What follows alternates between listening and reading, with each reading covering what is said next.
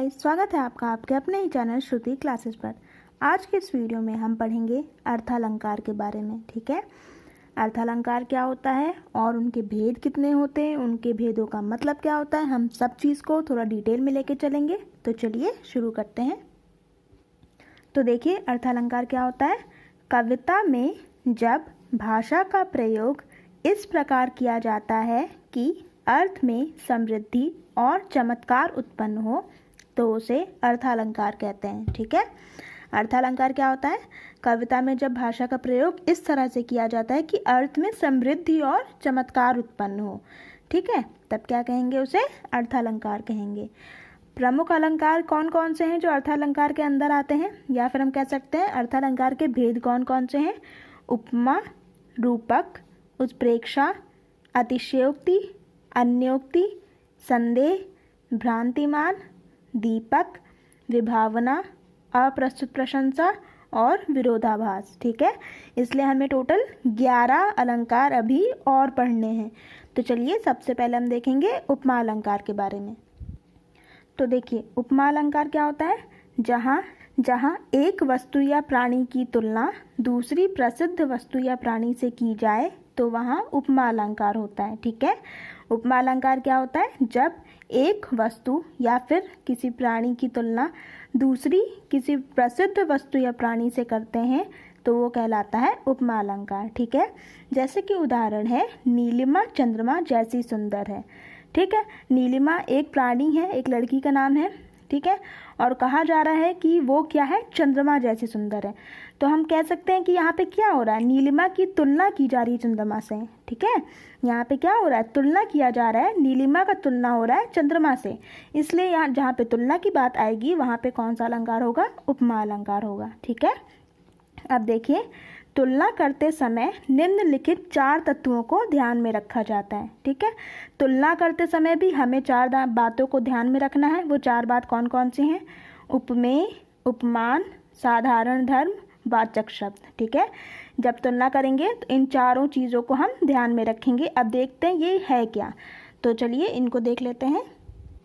तो देखिए, उपमेय क्या होता है, जिसका वर्णन हो रहा हो। ठीक है, जैसे कि यहाँ पे नीलिमा की तुलना की जाती है चंद्रमा से, तो किसका वर्णन हो रहा है, नीलिमा का वर्णन हो रहा है ना, तो नीलिमा क्या कहलाएगी, उपमेय कहलाएगी। दूसरा है उपमान। उपमान क्या होता है, जिससे उपमा की तुलना की जाए। हम जैसे कि हम किसी चीज़ को किसी चीज़ से तुलना कर रहे हैं, तो जिससे तुलना कर रहे हैं वो चीज़ हमारा होगा उपमान, और जिसकी तुलना कर रहे हैं वो चीज़ होगा हमारा उपमेय। ठीक है, जिसका और जिससे ध्यान रखिएगा। तो यहाँ पे जो उदाहरण था हमारा, नीलिमा चंद्रमा जैसी सुंदर है, तो वहाँ पे नीलिमा क्या होगी, उपमेय, और चंद्रमा क्या होगा, उपमान। ठीक है, अब साधारण धर्म क्या होता है, उपमेय और उपमान का परस्पर समान गुण या विशेषता व्यक्त करने वाले शब्द साधारण धर्म कहलाते हैं। ठीक है, साधारण धर्म क्या होता है, उपमेय और उपमान का परस्पर समान गुण, जो समान गुण या विशेषता व्यक्त करते हैं उपमेय और उपमान के बीच में, उन्हीं को हम कहते हैं साधारण धर्म। ठीक है, तो यहाँ पे समान क्या दिखाया जा रहा है, सुंदर, चंद्रमा भी सुंदर है, नीलिमा भी सुंदर है। ठीक है, तो ऐसे शब्द जो दोनों की समान गुण या विशेषता बताते हैं उनको साधारण धर्म कहते हैं। ठीक है, अब आता है हमारा वाचक शब्द। वाचक शब्द क्या होता है, जिन शब्दों की सहायता से उपमा अलंकार की पहचान होती है वो वाचक शब्द कहलाते हैं। ठीक है, जिन शब्दों से या फिर जिन शब्दों की सहायता से उपमा अलंकार की पहचान होती है। तो यहाँ पे नीलिमा चंद्रमा जैसी सुंदर है, तो यहाँ पे जैसी वर्ड क्या होगा, वाचक शब्द होगा। ठीक है, नीलिमा हुई हमारी उपमेय, चंद्रमा हुआ उपमान, सुंदर हुआ साधारण धर्म, और जैसी हुआ वाचक शब्द। ठीक है, समझ में आ गया आप लोग को अच्छे से। अब चलिए देखते हैं नेक्स्ट क्या है। देखिए, एक और उदाहरण से समझाया गया है, चांद सा सुंदर मुख। हमने 4 चीज़ों को देखा था, कौन कौन सा, उपमेय, उपमान, साधारण धर्म और वाचक शब्द। उदाहरण से भी मैंने समझाया था। अब यहाँ पे एक और उदाहरण है, अब आप खुद गैस करिएगा। ठीक है, तो चलिए आप गैस करिए, मैं इधर बताती हूँ। फिर है चांद सा सुंदर मुख, तो बताइए किसकी किससे तुलना की जा रही है, चांद से मुख की तुलना की जा रही है ना। चांद से मुख की तुलना की जा रही है, किसकी तुलना की जा रही है, मुख की। तो मुख क्या कहलाएगा हमारा, उपमेय। ठीक, मुख की तुलना किससे की जा रही है? चांद से की जा रही है। तो चांद क्या कहलाएगा हमारा? उपमान। ठीक है, उपमेय और उपमान समझ में आ गया। अब आता है हमारा साधारण धर्म। अब इन सब चारों शब्द में से साधारण धर्म कौन सा है? सुंदर। ठीक है, क्यों होगा सुंदर? क्योंकि अभी हमने क्या पढ़ा था? साधारण धर्म ऐसे शब्द होते हैं जो दोनों की समान गुणिया विशेषता बताते हैं। तो चांद सा सुंदर मुख, दोनों में समानता क्या है? सुंदरता ना। तो सुंदर क्या कहलाएगा? साधारण धर्म कहलाएगा। ठीक है, ये 3 समझ में आया। अब आता है हमारा वाचक शब्द। वाचक शब्द क्या होता है? जो कि उपमा अलंकार की पहचान होती है जिससे, जैसे कि यहाँ पे किसकी? सा हमारा क्या कहलाएगा? वाचक शब्द कहलाएगा। ठीक है, जैसे कि सा, सी, तुल्य, सम, जैसा, ठीक है, के समान, तो ऐसे शब्द क्या कहलाते हैं? वाचक शब्द कहलाते हैं। समझ में आया। तो चांद हमारा हुआ उपमान, सा है वाचक शब्द, सुंदर है साधारण धर्म और मुख है उपमेय। ठीक है, आई होप सो चारों चीज़ें अच्छे से समझ में आ गई होगी। अब चलिए देखते हैं रूपक अलंकार क्या होता है। अब देखिए रूपक अलंकार क्या होता है? जहाँ गुण की अत्यंत समानता के कारण उपमेय में ही उपमान का अभेद आरोप कर दिया गया हो। ठीक है, जहाँ पर गुण की अत्यंत समानता के कारण इतनी समानता होगी दोनों चीज़ों में, उपमेय और उपमान में, कि उपमेय में ही उपमान का आरोप कर दिया जाएगा। ठीक है, आरोप कर दिया गया होगा, तो वहाँ पे कौन सा अलंकार होगा? रूपक अलंकार होगा। ठीक है, जैसे कि उदाहरण है मन सागर मनसा लहरी बूढ़े बहे अनेक। यहाँ पे कैसे हमें पता चलेगा कौन सा अलंकार है? तो देखिए मन क्या हो रहा है? मन पर सागर का आरोप हो रहा है। ठीक है, मन सागर, मन को कहा जा रहा है सागर, तो मन पे किसका आरोप किया जा रहा है? सागर का आरोप किया जा रहा है।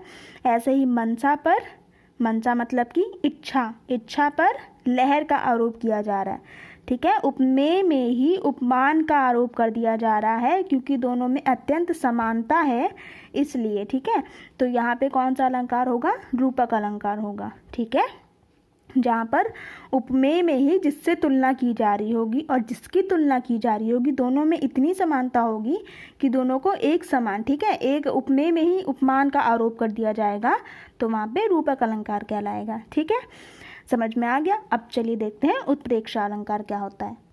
अब देखिए उत्प्रेक्षा अलंकार क्या होता है? जहाँ उपमेय में उपमान की संभावना अथवा कल्पना कर ली गई हो वहाँ उत्प्रेक्षा अलंकार होता है। ठीक है, उत्प्रेक्षा अलंकार क्या होता है? जहाँ पर उपमेय में उपमान की संभावना अथवा कल्पना कर ली जाए वहाँ पर उत्प्रेक्षा अलंकार होगा। इसके कुछ बोधक शब्द हैं, जहाँ पे ऐसे शब्द यूज होते हैं वहाँ पे हम ऐसे ही बता देते हैं कि कौन सा अलंकार होगा, उत्प्रेक्षा अलंकार होगा।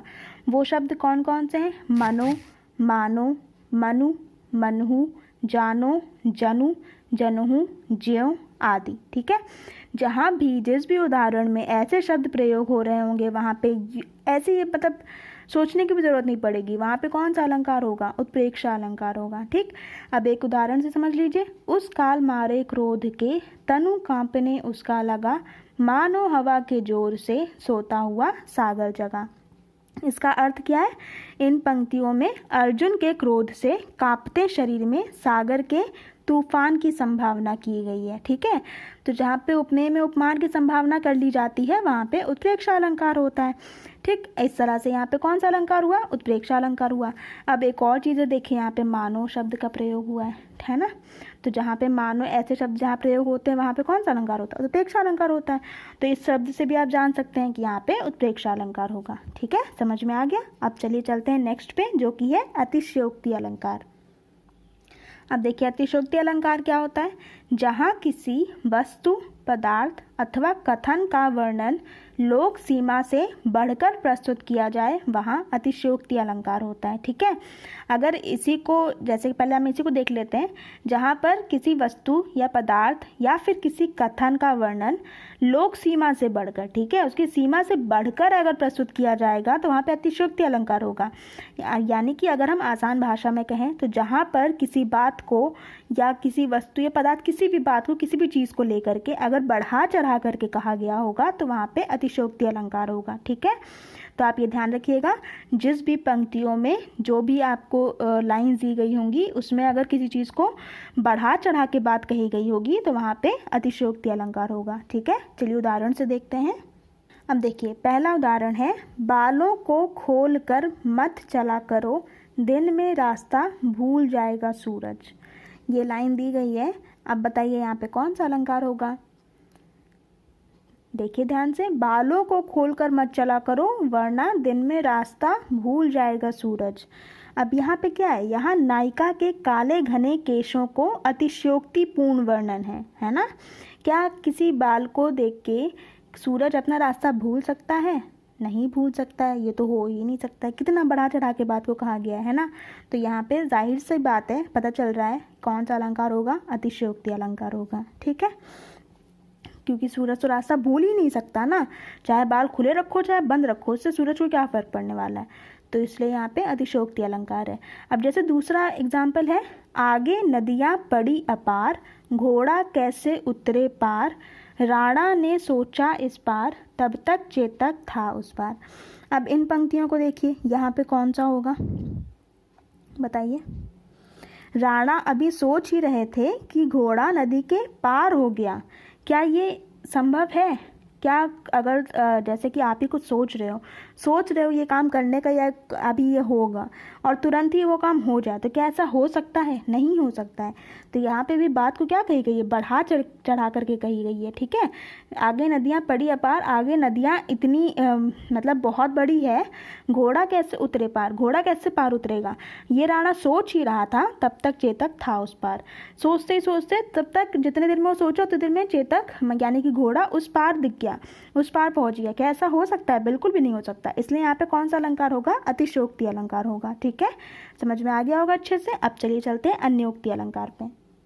अब देखिए, अन्योक्ति अलंकार क्या होता है, जहाँ अप्रस्तुत के द्वारा प्रस्तुत का व्यंग्यात्मक कथन किया जाए वहाँ अन्योक्ति अलंकार होता है। ठीक है, जहाँ अप्रस्तुत के द्वारा मतलब कि जो चीज़ नहीं लिखी है, नहीं दी गई है, नहीं दिख रहा है, उसके मतलब इनडायरेक्टली प्रस्तुत का, अप्रस्तुत के द्वारा प्रस्तुत का मतलब जो चीज़ नहीं दिख रही है, इनडायरेक्टली से डायरेक्टली का व्यंग्यात्मक कथन किया जाए। मतलब कि जैसे कि हम बोलते हैं, जैसे कि कोई चीज़ होती है तो हम उसका थोड़ा सा उल्टा करके बोल देते हैं ना, तो उससे इंसान को समझ में आ जाता है कि हम क्या कहना चाह रहे हैं।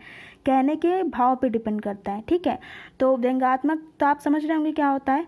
तो इन अप्रस्तुत के द्वारा जब प्रस्तुत का व्यंग्यात्मक कथन किया जाता है तो वहाँ पे अन्योक्ति अलंकार होता है। जैसे कि उदाहरण है, नहीं पराग नहीं मधुर मधु, नहीं विकास इहीं काल, अली कली ही सो बंध्यो, आगे कौन हवाल। अब इन पंक्तियों को पढ़ के क्या लग रहा है, इन पंक्तियों में भौरों को प्रताड़ित करने के बहाने कवि ने राजा जयसिंह की काम लोलुपता पर व्यंग्य किया है। ठीक है, तो जहाँ पर व्यंग्यात्मक कथन की बात आ जाएगी वहाँ पर क्या होगा, अन्योक्ति अलंकार होगा। ठीक है, समझ गए आप। इन शॉर्ट क्या होता है, जहाँ पे व्यंग्यात्मक अप्रस्तुत जो चीज़ नहीं लिखी होगी और फिर भी उसको मतलब सही चीज़ का अगर वर्णन किया जा रहा होगा, जैसे कि वो कहते हैं हम लोग व्यंग्यात्मक कथन कहते हैं, तो वहाँ पे कौन सा अलंकार होगा, अन्योक्ति अलंकार होगा। ठीक है, अब देखेंगे हम लोग संदेह अलंकार क्या होता है। देखिए, संदेह अलंकार क्या है, जहाँ किसी वस्तु को देखकर संशय बना रहे, निश्चय ना हो, वहाँ पर संदेह अलंकार होता है। ठीक है, किसी भी वस्तु को देखकर अगर आपके मन में थोड़ा सा संशय बैठ जाता है, संदेह हो जाता है और वो निश्चित नहीं हो पाता, तो वो क्या कहलाएगा, संदेह अलंकार कहलाएगा। ठीक है, जैसे कि उदाहरण है, यह मुख है या चंद्र है। अब यहाँ पे बताया जा रहा है ये मुख है या चंद्र है। तो यहाँ पे किसी को, अगर किसी इंसान को या किसी भी चीज़ को आप देख के बोल रहे हो कि ये मुख है या फिर चंद्र है, तो यहाँ पे कंफर्म नहीं है ना, संशय बना हुआ है। ठीक है, निश्चित नहीं हो पा रहा है, इसलिए यहाँ पे कौन सा अलंकार होगा, संदेह अलंकार होगा। जैसे कि एक और उदाहरण है, सारी बीच नारी है कि नारी बीच सारी है, कि सारी ही की नारी है कि नारी ही की सारी है। अब क्या इसको देख के आप बता सकते हो, क्या आपके मन में संदेह नहीं हो रहा है, साड़ी बीच नारी है कि नारी बीच साड़ी है, सारी ही की नारी है कि नारी की ही सारी है? संदेह बना हुआ है, निश्चित तो होगा नहीं, तो यहाँ पे कौन सा अलंकार होगा? संदेह अलंकार होगा। ठीक है, समझ में आ गया। अब चलिए हम देखेंगे कौन सा। अब देखिए नेक्स्ट है भ्रांतिमान अलंकार। ठीक है, इसमें क्या होता है? जब भ्रमवश किसी एक चीज को देखकर उसके समान किसी अन्य वस्तु का भ्रम हो, तब भ्रांतिमान अलंकार होता है। ठीक है, जब भ्रमवश, आपको भ्रम है किसी चीज को लेकर और किसी एक चीज को देखकर उसके समान किसी अन्य वस्तु का भ्रम हो जाता है, तो वहां पे क्या कहलाएगा? भ्रांतिमान अलंकार होगा। ठीक है, जैसे कि उदाहरण है नाक की मोती अधर की कांति। ठीक है, ये क्या लिखा है? कांति। नाक की मोती अधर की कांति से, बीज दाड़िम का समझकर भांति से, देखकर सहसा हुआ सुख मौन है, सोचता है अन्य सुख यह कौन है। अब इसका अर्थ क्या है? जैसे कि एक कोई इंसान है, मान लेते उर्मिला है। ठीक है, तो उर्मिला की नाक में पहने हुए मोती पर होठों की लाल आभा पड़ती है, जिससे वह अनार का बीज लगता है। तोता उर्मिला की नाक को कोई दूसरा तोता समझने लगता है इस भ्रम के कारण। ठीक है, ऐसा देखकर सहसा हुआ सुख मौन है, सोचता है अन्य सुख यह कौन है। ठीक है, तो तोते को भ्रम हो जाता है, वो उसकी नाक, उर्मिला की नाक को कोई दूसरा तोता समझने लगता है। तो इस भ्रम के कारण, जहाँ पे भ्रम पैदा हो जाए, वहाँ पे क्या होगा? भ्रांतिमान अलंकार होगा। ठीक है, अब देखेंगे हम लोग दीपक अलंकार। देखिए, जहाँ उपमेय और उपमान दोनों का एक धर्म कहा जाए, वहाँ दीपक अलंकार होता है। ठीक है, जहाँ पे उपमेय और उपमान दोनों का एक धर्म होगा, एक धर्म कहा जाएगा, वहाँ पर दीपक अलंकार होगा। जैसे कि उदाहरण है रहीमन पानी राखिए बिन पानी सब सून, पानी गए न उबरे मोती मानस चून। अब इन पंक्तियों का क्या मतलब है? इस दोहे में पानी को बनाए रखने का आग्रह किया गया है। यह आग्रह मनुष्य से किया गया है। ठीक है, इसलिए यहाँ मानुष जो है प्रस्तुत है, मनुष्य के लिए किया जा रहा है, तो क्या है? मनुष्य प्रस्तुत है, और जबकि मोती और चून अप्रस्तुत है। ठीक है, एक ही धर्म पानी, इन दोनों का धर्म क्या है? प्रस्तुत और अप्रस्तुत का धर्म क्या है? पानी को रखना। ठीक है, तो यहाँ पे क्या तो इसी वजह से जब एक ही धर्म की बात होगी उपमेय और उपमान में, तो कौन सा अलंकार होगा? दीपक अलंकार होगा। ठीक है, अब देखिए नेक्स्ट है विभावना अलंकार। ये क्या होता है? जहाँ कारण के बिना कार्य के होने का वर्णन हो, वहाँ विभावना अलंकार होता है। ठीक है, जहाँ पर कारण नहीं है, कारण के बिना ही कार्य के होने का वर्णन हो रहा है, कारण है नहीं फिर भी कार्य हो जा रहा है, तो यहाँ पे कौन सा अलंकार होगा? विभावना अलंकार होगा। ठीक है, जैसे कि उदाहरण है बिनु पग चलई सुनहि बिनु काना, कर बिनु करम करे विधि नाना, आनन रहित सकल रस भोगी, बिनु बानी वक्ता बड़ जोगी। ठीक है, अब इस उदाहरण में हम कैसे जानेंगे? इस उदाहरण का क्या मतलब है? इन पंक्तियों का क्या अर्थ है?